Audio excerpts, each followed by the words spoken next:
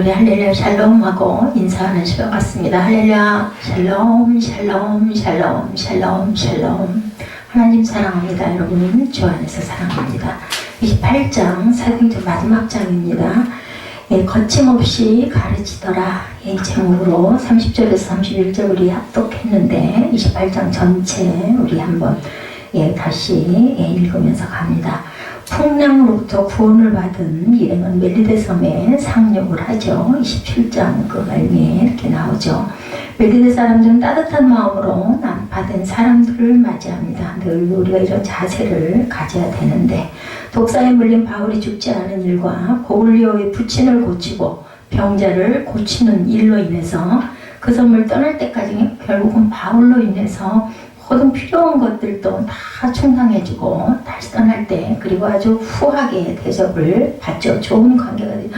아니 아픈 사람들 그 섬에 사는 사람들 고쳐주니 얼마나 정말 하나님 같았을 것 같아요. 드디어 로마에 도착한 바울은 로마의 많은 그리스도인들의 문안을 받고 하느님을 찬양하며 그러다 보니 큰 용기를 얻게 되죠. 아유 추앙하는 사람들이 이렇게 많고 반가워하고 그러니 얼마나 바울이 어깨가 으쓱했겠어요. 그리고 오늘 로마에서 복음을 담대히 또 전합니다. 힘과 용기가 나는 거죠.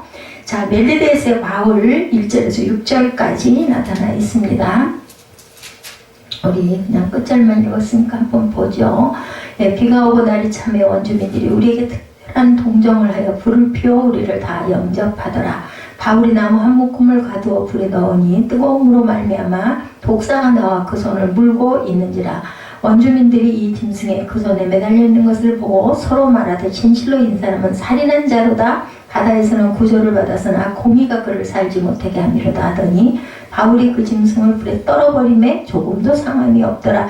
그들이 그가 붙은지 혹은 갑자기 쓰러져 죽을 줄로 기다렸다가 오래 기다려도 그에게 아무 이상이 없음을 보고 돌이켜 생각하여 말하되 그를 신이라 하더라. 죽을 줄 알았는데 꼼짝도 안 하니까 신이다. 굉장히 단순하죠. 사람들이. 독사에 물린 바울의 모습이 1절에서 6절에 나타났죠. 페니키아라는 뜻입니다. 말로 멜리데라는 것은 피난처라는 뜻이에요. 피난처. 옛날 두로와 시론의 선원들이 그 항구와 서부 지중해 사이를 정기적으로 왕래하면서 그 땅에 피난처가 되어 주었던 사실이 고마워서 붙입니다. 그 중간에 아마 쉴 수 있는 그러한 섬이었던 것 같습니다. 멜리데인들은 무척 인심이 좋았음을 알 수가 있죠. 그것은 난파당한 일행에게 옷을 말리고 몸을 따뜻하게 할 그 1절에 보면 불을 피워주는 것. 정말 옛날에는 불이 정말 생명이었어요. 불이 없으면은, 그죠? 따뜻할 수도 없고 음식을 익혀 먹을 수가 없으니까. 그래서 불씨를 죽이면 내쫓겼다고 그러죠. 우리나라 옛날 그 얘기에도 보면은, 며느리들이 불씨를 죽였다가는 큰일이 납니다.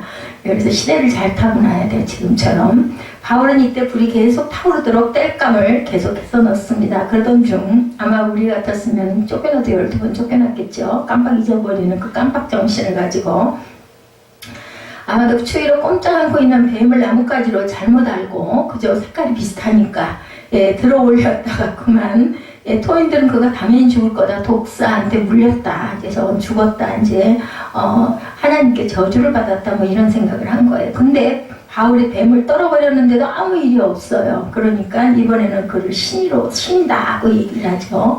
사람들이 동정해서 히브리서 13장 3절에 너희도 함께 갇힌 것 같이 갇힌 자를 생각하고 너희도 몸을 가졌은즉 학대받는 자를 생각하라. 사람을 동정하는 마음을 우리가 가져야 된다.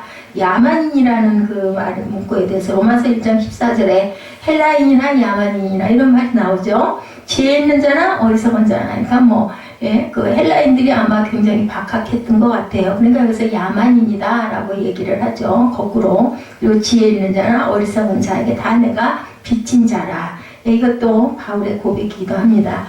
보블리오의 영접을 받죠. 7절에서 10절을 봅니다. 이 섬에서 가장 높은 사람 보블리오라 하는 이가 그 근처 토지가 있는지라 그가 우리를 영접하여 사흘이나 친절히 머물게 하더니 보블리오의 부친이 열병과 이질에 걸려 누워 있거늘 바울이 들어가서 기도하고 그에게 안수하여 낫게 하매 이러므로 섬 가운데 다른 병든 사람들이 와서 고침을 받고 후한 예로 우리를 대접하고 떠날 때 우리 쓸 것을 배에 실었더라 이렇게 말씀하고 있습니다. 그들은 파산당한 사람들이 석 달 후 황해를 떠나기까지 후하게 대접하고 일행들이 떠날 때 쓸 것의 모든 것들을 채워주죠. 감사의 표시로 10절에 보면 그렇게 나타납니다. 보블리오의 부친을 고쳐주었으니 그저 누구예요? 보블리오라는 사람은 그 섬을 이끄는 그러한 그 세력이 있는 사람이었죠. 그런데 그의 아버지 가장 높은 사람 보블리오라는 이가 근처에 토지가 있는지라 우리를 영접하여 사흘이나 이렇게 친절하게 하다 보니까 그만 보블리오의 부친이 병에서 낫게 되는 역사. 그래서 우리가 항상 누구에겐가 친절을 베풀면 반드시 그것은 나중에 그걸 바라고 하는 게 아니어도 이렇게 귀한 그 은혜가 임하죠.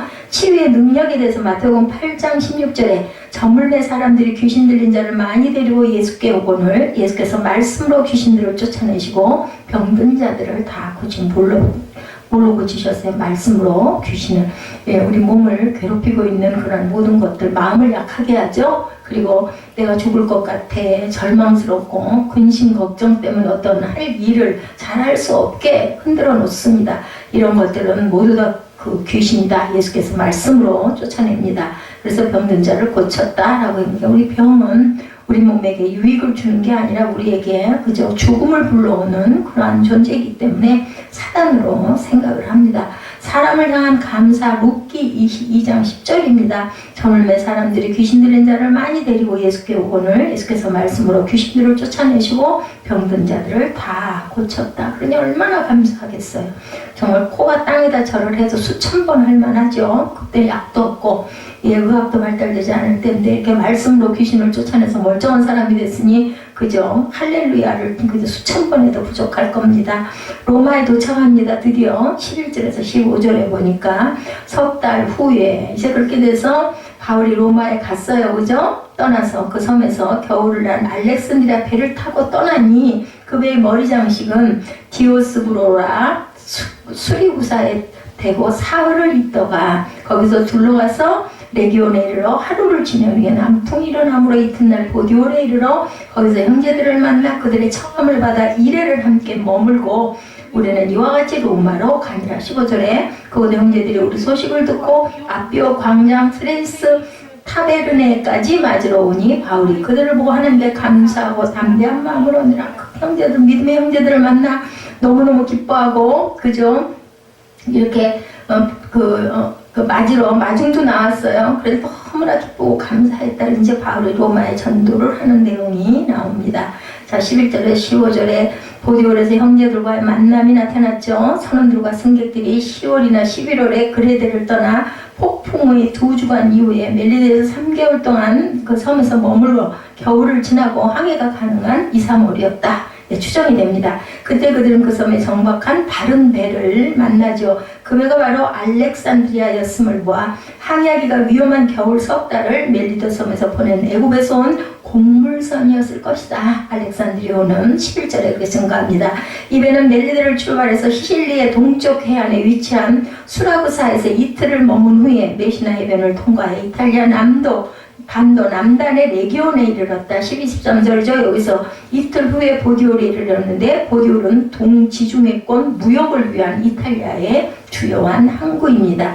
보디올에서 바울과 그의 동료는 거기서 형제들을 만나서 그리고 나서 너무너무 기뻐하죠. 바울은 믿는 자들의 초청을 받아서 그들과 함께 일주일을 지냈다. 14절에 영적 형제들이죠. 로마서 8장 29절에 하나님의 미리 아신 자들을 또한 그 아들의 형상을 본받게 하기 위하여 미리 정하셨으니 이는 그로 많은 형제 중에서 맏아들이 되게 하려 하심이니라. 우리가 잘 아는 로마서 8장 29절 말씀입니다.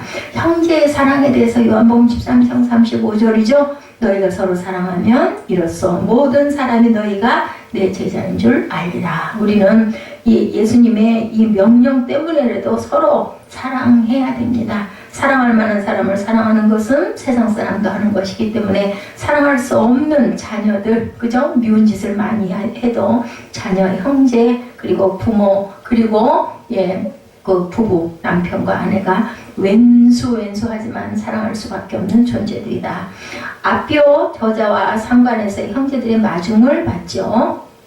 바울이 고디올에 머무는 동안 바울의 도착 소식이 로마에 전해지죠. 7일 후에 바울은 로마를 향해 떠납니다. 14절에 보면 도중에 바울의 도착 소식을 듣고 로마에서 많이 나온 형제들은 로마로부터 각각 69km 53km 떨어진 아비오 저자와 상관에서 만나게 됐다. 굉장히 거리가 멀어요. 그죠? 그 교통수단이 없는 그때 바울은 자기를 무난하고 로마까지 남은 길을 인도하기 위해 이렇게 먼 길을 마다하지 않고 달려온 로마의 그 교인들을 보고 하나님께 감사하고 용기를 얻어서 더 담대해지면 힘이 나죠. 내가 정말 죽을 때까지 나는 전할까 이런 그 결심이 더 되죠. 결국 하나님은 바울을 로마까지 인도하십니다. 이런 과정을 통해서. 그리고 그 한 번도 만나보지 못했던 믿음의 동료들의 환영은 그의 사기를 북돋우기에 충분했다. 그동안에 고생, 그죠? 죽을 뻔한 거, 억울한 거, 이런 거 다 잊어버려요. 너무너무 기쁜 거죠. 그들은 아비오 도로를 따라 로마로 들어갑니다. 바울은 신임받은 죄수였기 때문에 그를 지키는 한 군사와 함께 따로 지내도록 16절에 허락을 받는 부분이 16절에 나타나죠. 우리가 로마에 들어가니 바울에게는 자기를 지키는 한 군인과 함께 따로 있게 허락하더라. 17절에 사흘 후에 바울이 유대인 중 높은 사람들을 청하여 그들이 모인 후에 이르되 여러분 형제들아 나가 이스라엘 백성이나 우리 조상의 관습을 배척하던 일이 없는데 예루살렘에서 로마인의 손에 죄수로 내준 바 되었으니 로마인은 나를 신문하여 죽일 조목이 없으므로 석방하려 하였으나 하고 이제 자기 변명이 시작되는 부분들이 쭉 나타나죠. 바울은 신임받은 죄수였기 때문에 이렇게 특별 대접을 받습니다. 하나님께 그래서 감사하죠. 로마서 1장 8절에 먼저 내가 예수 그리스도로 말미암아 너희 모든 사람에 관하여 내 하나님께 감사하면 너희 믿음이 온 세상에 전파됨이로다. 성도의 교제에 대해서 너희가 첫날부터 이제까지 복음을 위한 일에 참여하고 있기 때문이라. 성도는 항상 복음을 전하고 그리고 복음으로 서로가 하나가 되고 말씀을 나누는 일을 해야 되겠죠. 로마에서의 복음 정도가 17절에서 30절까지 바울의 변명이 제가 17절 읽은 것처럼 변명이 나타났습니다. 그리고 로마는 나를 신문하여 죽일 죄목이 없으므로 석방하였으나 이렇게 이어집니다. 지도자들을 청해서 바울은 몇 가지 요청을 시작합니다. 유대인이나 유대 관습에서 해를 입히지 않죠. 유대인은 로마 사람들은 바울이 무죄임을 18절에 보면 인정했다라고 나오죠. 그리고 또한 중요한 것은 그는 자기 민족인 이스라엘을 송사하려 하지 않았다. 19절에 유대인들이 반대하기로 내가 마지못하여 가이사에게 상소하며 내 민족을 고하려는 것이 아니니라. 이러므로 너희를 보고 함께 이야기하려고 청하였으니 이스라엘의 소망으로 말미암아 내가 이 쇠사슬에 매인 바 되었노라. 그들이 이르되 우리가 유대에서 내게 대한 편지도 받은 일이 없고 형제 중 누가 와서 내게 대하여 좋지 못한 것을 전하든지 이야기한 일도 없다. 이에 우리가 너희 사상에 어떤가 듣고자 하니 이 파에 대하여 어디서든 반대를 받은 줄 알기 때문이라 하더라. 이제 이렇게 그쪽에서도 대답을 하죠. 그가 지도자들을 부르는 우선적인 목적은 이스라엘의 소망에 관해 함께 이야기하고자 하였다. 20절이죠. 바울의 변명을 들은 지도자들의 반응은 상반되게 나타납니다. 무치, 잘못된 게 없다라는 거예요. 누가복음 23장 4절에도 빌라도가 대제사장들과 무리들에게 이르되 내가 본 이 사람에게 죄가 없도다. 예수님은 죄는 없다 그러죠. 영원한 소망에 대해서 골로새서 1장 5절에 너희를 위하여 하늘에 쌓아둔 소망으로 말미암으니 그럼 너희가 전에 복음 진리의 말씀을 들은 것이다. 소망은 복음 진리의 말씀입니다. 바울이 계속 강론하죠. 바울과 유대교 지도자들의 두 번째 만남에서 그들은 복음에 대해 좀 더 확실한 반응을 나타냅니다. 이번에는 많은 사람이 왔고 토론도 길어지는 모습이 나타납니다. 21절에 그들이 이르되 하고 얘기했죠. 22절에 이에 우리 너희 사상에 어떠한 거 듣고자 하니 파에 대하여는 어디서니 반대를 받은 줄 알았기 때문이라. 23절에 그들이 날짜를 정하고 그가 유숙하는 집에 많이 오니 두 번째 만남이에요. 여기가 바울이 아침부터 저녁까지 강론하여 하나님의 나라를 증언하고 모세의 율법과 선지자의 말을 가지고 예수에 대하여 권하더라. 예수님에 대한 것을 증거합니다. 하루 종일 바울은 하나님의 나라를 증거했고 모세의 율법과 선지자의 말을 가지고 예수를 믿게 하려는 전파를 하죠. 23절에 유대인들의 반응은 상반됩니다. 믿는 사람도 있고 24절에 보면 믿지 않는 사람도 있다. 그 말을 믿는 사람도 있고 믿지 않는 사람도 있어. 25절에 서로 맞지 아니하여 흩어질 때 바울이 한 말로 이르되 성령이 선지자 이사야를 통하여 너희 조상에게 한 말씀하신 것이 옳도다. 이제 이사야의 말씀을 들고 바울이 증거합니다. 26절에 일러스되 이 백성에게 가서 말하기를 너희가 듣기는 들어도 도무지 깨닫지 못하며 보기는 보아도 도무지 알지 못하는도다. 이 백성들의 마음이 우둔하여져서 그 귀로는 둔하게 듣고 그 눈은 감았으니 이는 눈으로 보고 귀로 듣고 마음으로 깨달아 돌아오면 내가 고쳐줄까 함이라 하였으니 그런즉 하나님이 이 구원이 이방인의 거로 부어진 줄 알라. 그들은 그것을 들으리라 하더라. 바울이 온 이태를 자기 셋집에 머물면서 자기에게 오는 사람을 다 영접하고 하나님의 나라를 전파하며 주 예수 그리스도에 관한 모든 것을 담대하고 거침없이 가르치더라. 하나님의 계획은 1.1핵도 변함이 없이 일어나죠. 지도자들이 복음의 순종치 않음을 보고는 이사야 말을 담대히 적용해서 최종적으로 두려운 선언을 합니다. 우린 때로는 이렇게 하는 담대한 선포도 할 줄 알아야 된다. 누가는 이러한 유대인의 불신앙이라는 소주제와 대비해서 최종적으로 이방인들이 복음을 받는다는 사도행전의 대주제를 헬라인이나 아만인이나 하고 강조하죠. 사도행전은 바울이 로마에 도착한 후 2년 동안 아무런 방해 없이 복음을 전파했다는 기사로 끝맺습니다. 30절 31절에 이래서 하나님 나라는 예수님이 이 땅에 계실 때뿐 아니라 부활하신 뒤에도 그분의 설교 중심의 주제, 지금도 그렇지 않습니까? 결국은 우리 부활이에요. 부활, 영생의 소망, 그리고 천국이죠. 부활입니다. 우리가 땅에서만 잘 살기 위해서 예수를 믿는 건 절대 아니다. 물론 땅도 중요하지만 사는 연수를 비교해봐도 비교할 바가 되지 않죠. 우리 영원히 산다고 여긴다면 아무리 길어봐야 7, 80년, 100년이니까 그죠? 바울은 이 주제를 로마에 머물면서 계속해서 가르칩니다. 영적인 귀머거리들이다 하고 얘기하죠. 아무리 얘기를 해도 귀도 다치고 눈도 감겼다라고 얘기하죠.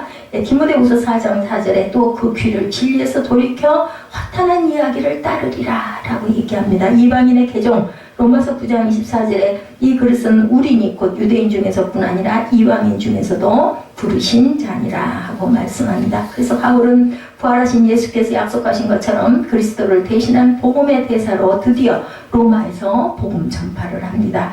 바울의 사역으로 인해 교회가 설립되고 이방 선교는 성공했고 교회는 초창기 유대주의의 탈을 벗고 급선장하게 됩니다. 바울이 정말 귀한 존재인 것은 개신교들은 모두 다 바울이 돌아다니면서 교회를 세웠기 때문에 그죠? 교회의 시발점이 되죠. 그리고 그의 서신을 통해서 교회에 큰 영향을 미치게 되죠. 에필 골문, 심지어는 감옥에서도 이렇게 이런 그 편지를 서신서를 만들고 로마서부터 시작해서 귀한 서신서들을 많이 씁니다. 사도행전에서는 사도들의 복음 전파의 사역에 놀랍게 쓰임을 받는 모습이 기록되어 있죠. 사도행전 28장에서 마무리가 되고 사도들은 모두 천국에 갔어요. 그때 그 사도들은 그죠? 복음 전파의 사역은 끝나지 않고 우리가 29장을 만들어 가고 있습니다. 땅 끝까지 복음을 전파하기 위해서 우리가 해야 할 일은 과연 무엇일까? 오늘 말씀을 통해서 땅 끝까지 복음을 전해야 하는 우리에게 주시는 세 가지 영적 교훈을 우리 살펴보도록 합니다. 사랑으로 맞이하는 삶을 살아야 되겠다. 사도행전 28장 30절에 바울이 온 이태를 자기 셋집에 머물며 자기에게 오는 사람을 다 영접하고 이렇게 말씀하죠. 바울은 죄인의 신분으로 로마에 압송되어 2년 동안 자신의 셋집에 감금 아닌 감금을 당하죠. 밖에 나가 자유롭게 활동하지는 못했지만 자신을 찾아오는 사람들을 다 맞이해서 하나님의 말씀을 잘 전할 수가 있었습니다. 우리는 나를 찾아오는 사람을 누구든지 거절치 않고 사랑으로 맞이하는 삶을 살아야 되죠. 예수께 찾아오는 모든 이들을 기쁘게 맞아주시는 예수님의 모습, 뭐라 그랬어요? 어린이를 절대로 오는 것을 금하지 말라고 그러죠. 그리고 그와 같은 모습이어야 천국에 간다 이렇게 말씀을 합니다. 어린이들을 정말 천시하던 그때 예수님께서는 그죠? 황정원 선생님의 어린이 사랑하는 그것을 그 수천 년 전에 이미 보이신 그런 모습입니다. 마태복음 19장 13, 14절에 그때 사람들이 예수께서 안수하고 기도해 주심을 바라고 어린아이를 데리고 오매 제자들이 꾸짖거든 예수께서 이르시되 어린아이를 용납하고 내게 오는 것을 금하지 말라 천국이 이런 사람의 것이니라 하시고 이렇게 말씀합니다. 예수께서는 찾아오는 모든 사람을 한 사람도 소홀히 대하지 않았다. 병든 사람, 문제 있는 사람, 상처 입은 사람 그 누구도 주님께 나오기만 하면 안아주시고 모든 문제를 해결해 주셨다. 지금 오늘날 우리 세상은 가진 사람, 권력 있는 사람, 그죠? 아름다운 깨끗한 사람 이런 사람들이 환대를 받는데 예수님은 그렇지가 않았습니다. 우리가 절망에 처한 사람들을 맞아주고 믿음 안에서 하나된 형제들과 우리 주변의 이웃들을 사랑으로 섬길 때 예수가 드러나죠. 우리가 절망에 처한 사람들을 그런 마음으로 항상 기쁘게 감사하게 맞이해야 되겠다. 그 섬김의 모습을 통해서 복음은 세상에 전해지고 사람들을 구원의 길로 들어서게 한다라는 것. 요한복음 13장 34, 5절이죠. 우리가 잘 아는 말씀입니다. 새 계명을 너에게 주노니 서로 사랑하라. 내가 너희를 사랑한 것 같이 너희도 서로 사랑하라. 예수님은 이렇게 모본을 보이셨어요. 너희가 서로 사랑하면 이로써 모든 사람이 너희가 내 제자인 줄 알리라. 우리가 예수님의 제자가 되려면 정말 사랑해야 됩니다. 뭐 멀리까지는 못 간다 하더라도 내 그 환경, 반경 안에 있는 사람들을 정말로 사랑할 줄 알아야 되겠다. 바울은 로마 시민이든 유대이든 부자이든 가난한 사람이든 자신을 찾아오는 사람은 차별 없이 영접했다. 가진 자보다 못 가진 자, 가난한 자, 아픈 자. 그래서 예수님 그러시죠. 건강한 사람은 의원이 필요 없지만 아픈 사람들이 의원을 찾아오는 것이니 내게서 그들을 금하지 말라고 말씀을 합니다. 바울의 이러한 섬김을 통해서 로마에 복음이 이렇게 확산이 됩니다. 오늘날 절망에 처한 수많은 사람이 우리에게 와서 도와달라고 손짓을 할 때 우리는 그들의 손짓을 절대로 외면해서는 안 되겠다. 사도 바울은 본래 아시아로 전도 여행을 가려는 계획이었었죠. 근데 성령께서 보여주시는 환상을 통해서 자신의 모든 계획을 수정합니다. 온 유럽에 복음화된 계기가 바로 바울이 마게도니아의 환상을 보고 그들을 도우러 갔기 때문이죠.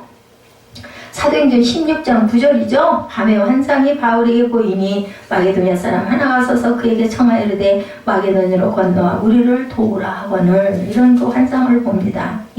오늘 대한민국은 180만의 다문화 가족들이 살고 있어요.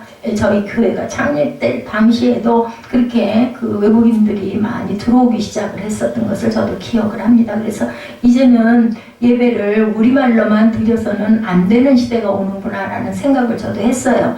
우리는 그들에게 사랑을 베풀고 복음을 전해야 되죠. 낯선 이국 땅에서 외롭고 힘든 삶을 살아가는 그들에게 그리스도인이 예수님의 마음으로 사랑을 베풀 때 그들의 마음이 열리고 예수님을 영접하겠죠. 선교사가 들어가기 힘든 나라에서 온 외국인 노동자들 구원을 받고 예수님의 제자가 돼서 고국으로 돌아간다면 그들을 통해서 그 나라의 복음 전파의 문이 당연히 열리겠죠.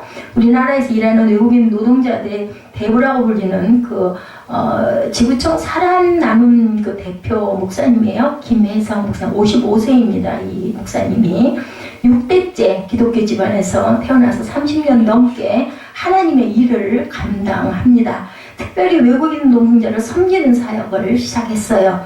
지금부터 23년 전 1996년 어느 추운 겨울날 그는 차를 타고 가던 중에 옷도 제대로 입지 못한 채 추위에 떨고 있는 청년 2명을 길에서 만났다고 합니다. 그들은 취업을 위해서 한국에 온 스리랑카 청년들이었어요. 김혜성 목사님은 안쓰러운 마음에 차에 태워서 그들을 태워서 데려다가 먹여주고 직장도 구해줍니다. 그것이 2년이 돼서 주일이면 교회에 스리랑카 사람들이 몰려오기 시작을 했다고 합니다. 이렇게 스리랑카 공동체가 만들어졌어요. 근데 한 스리랑카 노동자가 명절 행사에 자기 삼촌을 초청해달라고 부탁을 하더랍니다. 그래서 그는 그 삼촌을 한국에 초청해서 극진히 대답했는데 알고 보니까 스리랑카 국회의원 마힌다 라자팍사 의원이었다고 그래요. 그 후에 그는 스리랑카 대통령으로 당선이 됩니다. 그래가지고 2015년에 2005년부터 2015년까지 10년 동안을 대통령으로 재임을 했어요.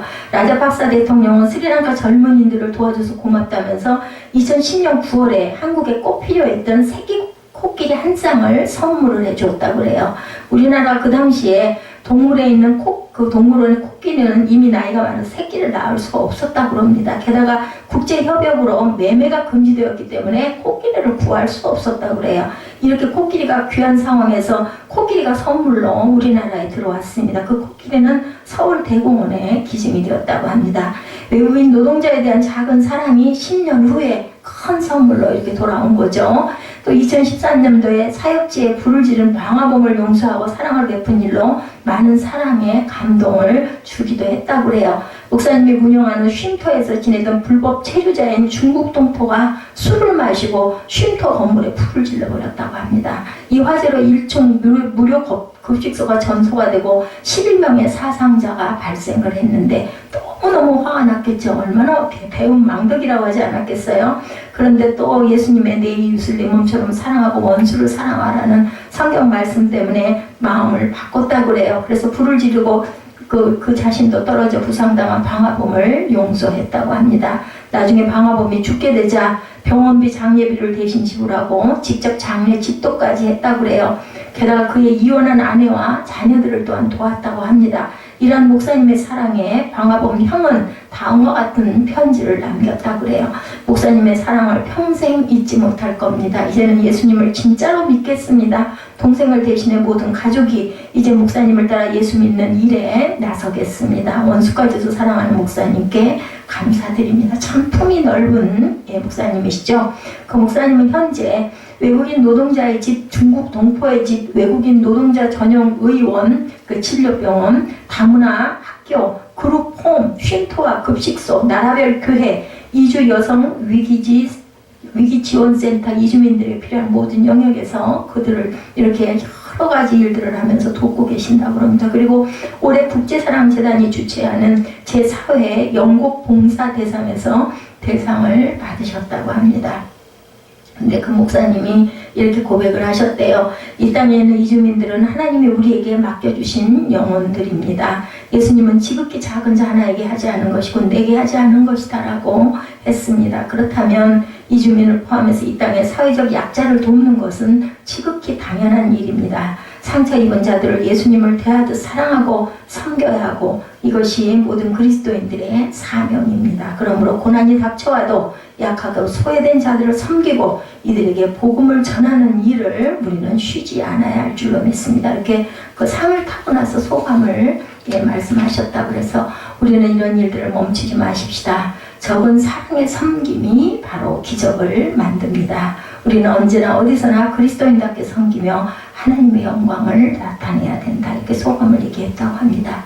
두 번째, 하나님 나라를 전파하는 삶을 살아야 되겠다. 이웃을 사랑해야 하고, 두 번째는 하나님 나라를 전파하는 삶을 살아야 되겠죠. 사도행전 28장 31절에 하나님의 나라를 전파하며 라고 말씀하죠. 우리가 전해야 하는 것은 하나님의 나라, 천국에 대한 것이죠. 천국은 우리가 궁극적으로 가게 될 영원한 우리의 본향, 고향입니다. 사도행전 28장 23절에 그들이 날짜를 정하고 그가 유숙하는 집에 많이 오니 바울이 아침부터 저녁까지 강론하여 하나님의 나라를 증언하고 모세의 율법과 선지자의 말을 가지고 예수에 대해서 권하더라. 이렇게 말씀하죠. 예수님께서는 복음 전파를 시작하시면서 가장 먼저 천국에 대해서 선포하시죠. 회개하라. 천국이 가까웠다. 누구도 그랬어요? 사도 요한도 그랬죠? 세례 요한도. 마태복음 4장 17절에 이때부터 예수께서 비로소 전파하여 이르시되 회개하라. 천국이 가까웠느니라 하시더라. 예수께서 가시는 곳마다 사람들에게 하나님 나라를 전파하셨습니다. 예수께서 선포하신 메시지의 핵심은 바로 하나님 나라. 누가복음 8장 1절이죠. 그 후에 예수께서 각 성과 마을에 두루다니시며 하나님의 나라를 선포하시며 복음을 전하실세 12제자가 함께하였다. 이렇게 증거합니다. 하나님의 나라는 치료와 회복의 나라, 기쁨과 평안의 나라, 소망이 넘치는 나라죠. 예수께서 십자가의 고난을 당하시고 부활하신 것은 바로 하나님의 나라를 믿는 자들에게 주시기 위함이었습니다. 천국은 하나님께서 다스리는 나라이고 모든 다툼과 질병과 문제가 사라지고 참된 자유와 완전한 평화가 있는 나라가 바로 하나님의 나라죠. 이사야 11장 6절부터 8절에 그때 이리가 어린 양과 함께 살며 호흡표범이 어린 염소와 함께 누우며 송아지 어린 사자가 살찐 짐승이 함께 있어 어린아이에게 끌리며 암소와 곰이 함께 먹으며 그것들의 새끼가 함께 엎드리며 사자가 소처럼 풀을 먹을 것이며 젖 먹는 아이가 독사의 구멍에서 장난하며 젖된 어린아이가 독사의 굴에 손을 넣을 것이다. 이런 세상이 올 것이다 라는 거죠. 하나님의 나라는 우리가 죽어야만 갈 수 있는 나라가 아닙니다. 우리는 이 세상에 살아가면서도 천국의 삶을 누릴 수가 있죠. 누가복음 17장 20절에서 21절에 하나님의 나라는 볼 수 있게 임하는 것이 아니요 여기 있다 저기 있다 하더도 못하리니 하나님의 나라는 너희 안에 있느니라. 우리가 사랑의 마음을 지니고 이웃을 돌보고 진정으로 사랑할 때 하나님의 나라가 우리 안에 임합니다.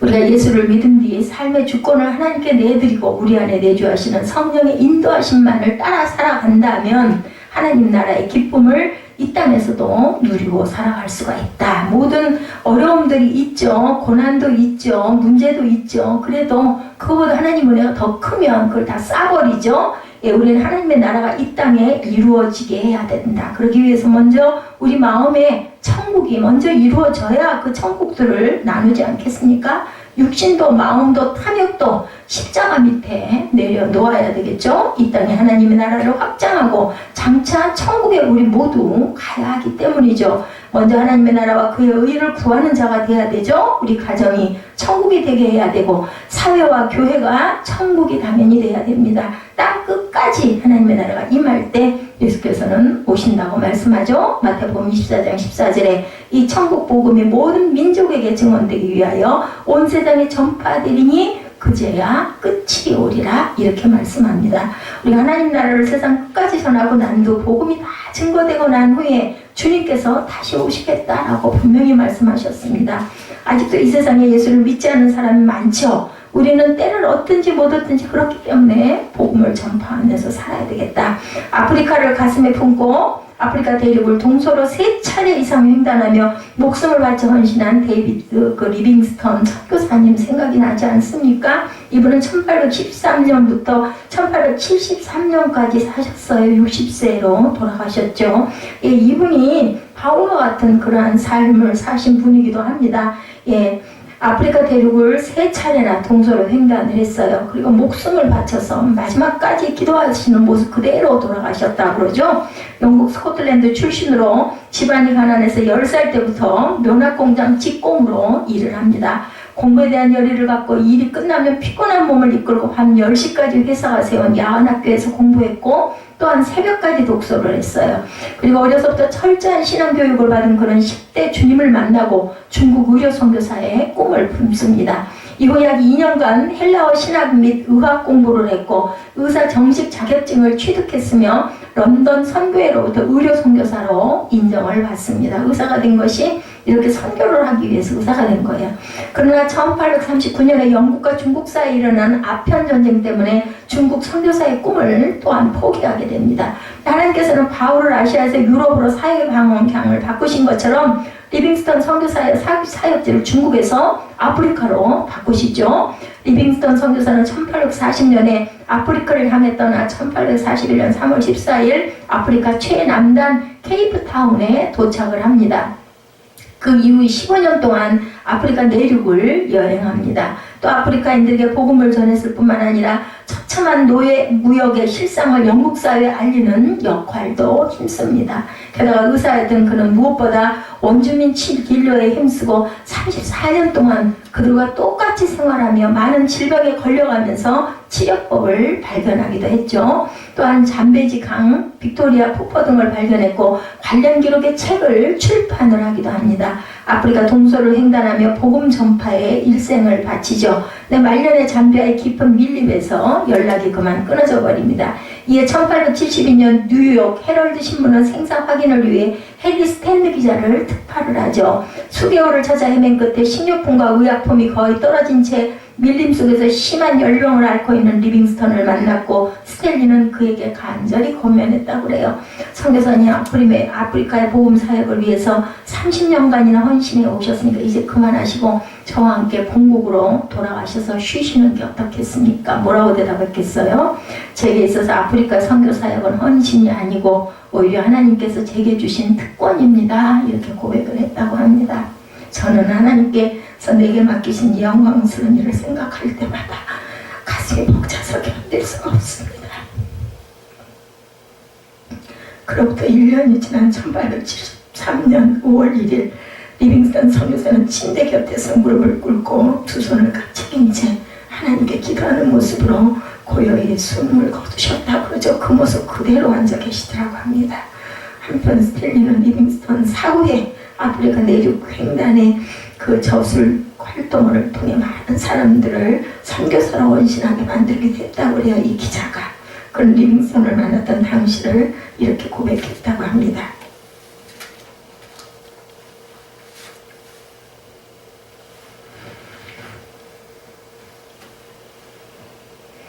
넉 달하고도 나흘 동안 그와 한 오두막에서 살았고 같은 배를 탔고 한 텐트 속에서 잠을 잤으나 그에게서는 어떠한 결정도 찾을 수가 없었다. 나는 런던에서 가장 신앙심이 없는 사람이었고 기독교에 대해서 삐뚤어진 편견을 가지고 아프리카로 갔다. 그런데 그와 몇 개월 같이 지내는 동안 난 나 자신이 그에게 빨려들어 있는 것을 느꼈다. 그의 경공과 친절과 열정과 정직과 아무도 알아주지 않아도 묵묵히 그 일을 해나가는 것을 보고 나는 그가 나를 전도하려 하지 않았지만 조금씩 회심하고 있었다. 우리는 한평생 하나님 나라를 전하면서 살아야 되겠죠. 모습을 통해서 하나님의 주권을 인정하며 이 세상을 하나님의 나라로 이렇게 만들어 가야 한다는 거죠. 세 번째로는 예수 그리스도에 대한 가르치는 삶을 또한 살아야 되겠습니다. 우리 행동으로 주님의 나라를 온전히 증거하고 전도하고 나아가야 되며, 세 번째, 예수 그리스도에 대한 것을 가르치는 삶을 살아야 되죠. 바울이 마지막 31절에서 주 예수 그리스도에 관한 모든 것을 담대히 하게 거침없이 가르치더라고 말씀합니다. 바울은 다메섹 도상에서 빛 가운데 찾아오신 예수님을 만난 뒤에 예수님을 전하고 예수님에 대해서 가르치는 일에 자신의 모든 것을 쏟아 부었죠. 사도행전 20장 24절에 내가 달려갈 길과 주 예수께 받은 사명 곧 하나님의 은혜의 복음을 증언하는 일을 마치려 하면은 난 생명조차 조금도 귀한 것으로 여기지 아니하노라, 이렇게 말씀하셨습니다. 바울은 예수님을 전하는 삶을 살기 위해서 고난과 핍박, 사람들의 오해와 멸시를 항상 감당하죠. 믿음의 공동체 안에서도 그를 오해하거나 시기하는 무리들은 끊임없이 그를 괴롭힙니다. 그러나 바울은 예수 그리스도의 복음을 부끄러워하거나 무거운 짐처럼 결코 생각하지 않았죠. 오히려 복음을 자랑하고 예수님으로 인해 받게 된 고난을 기뻐하기까지 했습니다. 사도 바울이 자신의 모든 것을 바쳐 예수님을 전할 수 있었던 것은 그가 예수님과 함께 죽고 예수님과 함께 사는 삶을 살았기 때문이죠. 우리의 삶의 궁극적인 목표 또한 예수 그리스도가 되어야 하겠습니다. 예수 그리스도를 믿고 의지하고 담고 전하는 삶을 살아가야 되겠죠. 우리가 죄를 사함받고 구원받은 것은 오직 예수 그리스도를 믿는 거죠. 믿음 안에서 이런 모든 것들이 일어났다라는 것. 예수 그리스도를 믿을 때 우리는 죽을 수밖에 없던 죄의 종에서 생명과 축복을 누리는 하나님의 자녀의 신분으로 바뀌게 되죠. 또한 예수님만이 우리의 인생의 길이시고 진리 되시고 생명이 되십니다. 세상에 어떤 학문이나 재물이나 명예가 우리에게 구원을 절대로 약속하지는 못합니다. 예수님을 따라가고 예수님의 말씀에 순종하는 작은 예수가 될 때 하나님으로 공급되는 풍성한 생명을 우리가 누리게 된다라는 증거를 지금 바울 사도가 28장까지를 통해서 우리에게 보여주시죠. 요한복음 14장 6절이죠. 예수께서 이르시되 내가 곧 길이요 진리요 생명이니 나로 말미암지 않고는 아버지께로 올 자가 없느니라. 예수님만이 모든 문제의 해결자가 되시고 사람의 지혜와 능력은 우리는 한계가 있죠. 예수님만이 온 인류의 희망이고 등불입니다. 아무리 대단한 사상이나 위대한 왕국도 사람이 세운 것은 결국은 멸망하죠. 1917년 10월에 레닌이 주도하 일으킨 볼세비키 혁명으로 소련이 공산화됩니다. 그러나 소련은 74년 만에 공산주의가 약속했던 지상낙원 유토피아를 이루지 못하고 가난과 불평등의 사회로 전락을 하죠. 1993년 모스크바를 방문한 어떤 분의 얘기에 의하면 그곳의 한 달 생활비가 20달러였다고 합니다. 하루에 2끼 식사를 할 수밖에 없는 열악한 환경에다가 식사마저도 딱딱한 빵 조각 하나였다고 해요. 예수님을 떠난 나라는 절망과 가난과 저주로 뒤덮이죠. 예수 그리스도만이 참 희망이며 기쁨이고 문제 해결자가 되신다. 저는 정말 다른 건 다 모르겠지만 예수를 믿는 집안, 뭐 예수를 그렇게 잘 믿는 집안도 아니었지만 할머니가, 외할머니가 예수를 믿으셔서 권사님이셔서 그 치맛거리를 붙들고 교회를 따라다니고 엄마가 예수를 믿다 안 믿다 했지만 어쨌든 간에 찬송을 부르시고 교회를 가끔 저를 데리고 나가셨던 그 은혜가 얼마나 감사한지 다른 건 하나도 남은 게 없어요. 그로 인해서 내가 예수를 알게 되고 교회만 가면 기쁜 조그만 아이였었고 그러다 보니 예수님의 은혜를 알게 되고 지금도 뭐 하나도 실천하는 것도 제대로 없죠. 화가 나면 화를 내고 누구를 미워하기도 하고 원망하기도 합니다. 이 목사님들, 이 지금 증거하시는 목사님 같은 경우에 말씀을 들으면 정말 고개가 숙여지죠. 어떻게 우리는 그럴 수가 도저히 없을 텐데 방화범을 그렇게 사랑하고 싸주고 그리고 스리랑카 사람들을 그렇게 해서 도와주고 밥을 먹여주고 직장도 구해주고 그런 것으로 인해서 많은 그 열매가 맺혀서 그렇게 대단한 일들을 많이 하죠. 그런 존재가 절대로 될 수 없는 저인데도 불구하고 하나님의 은혜가 내 마음 안에 항상 이렇게 예배를 통해서 찾아오는 게 너무너무 저는 감사합니다. 다른 건 아무것도 없는데 다만 딱 그거 한 가지 하나님께서 세상에 놔주시고 끝까지 몰라라하지 않으시고 이렇게 늦은 나이에도 은혜를 받게 해주시는 은혜가 저는 너무 감사합니다. 그래서 우리 안에서 참 자유를 얻는, 예수 안에서만 얻는 그런 자유를 누려야 되겠다. 바울은 예수님을 의지하는 삶을 살았기 때문에 감금되고 매를 맞고 강에 빠뜨림을 당하고 해도 거침없는 복음을 전하는 삶을 살 수가 있었죠. 공짜는 없어요. 우연히 되는 일도 없습니다.